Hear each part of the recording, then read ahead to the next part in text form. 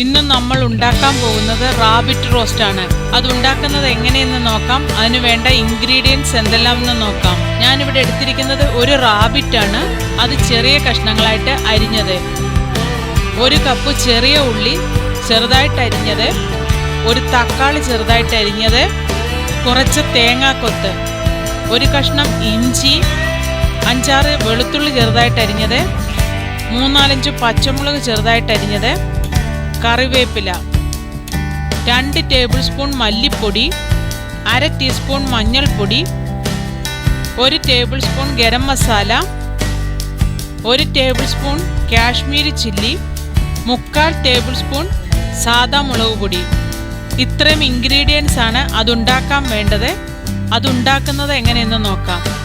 ഒരു പാത്രത്തിൽ എണ്ണ ഒഴിച്ച് 1/2 ടീസ്പൂൺ ഉലുവ ചേർത്ത് അതൊന്ന് പൊട്ടി വരുമ്പോൾ അതിലേക്ക് നമ്മൾ അരിഞ്ഞു വെച്ചിരിക്കുന്ന ചെറിയ ഉള്ളി ചേർത്ത് നല്ലോണം വഴറ്റാം.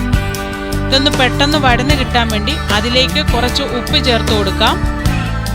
ഇതും ചേർത്ത് നല്ലോണം വഴറ്റിയതിന് ശേഷം അതിലേക്ക് കറിവേപ്പിലയും പച്ചമുളകും ചേർത്ത് നല്ലോണം വഴറ്റാം. ഇഞ്ചിയും വെളുത്തുള്ളിയും ചതച്ചത് ചേർത്ത് നല്ലോണം ഇളക്കി യോജിപ്പിക്കാം. ഇതിൻ്റെ ഒരു പച്ചമണം എല്ലാം പോയി വരുമ്പോൾ അതിലേക്ക് തേങ്ങാക്കൊത്തും തക്കാളിയും ചേർത്ത് നല്ലോണം വഴറ്റിയെടുക്കാം. തക്കാളി ഒന്ന് വെന്ത് വരുമ്പോൾ അതിലേക്ക് നമ്മൾ എടുത്തു വെച്ചിരിക്കുന്ന മസാലപ്പൊടികൾ ചേർത്ത് നല്ലോണം ഇളക്കി യോജിപ്പിക്കാം.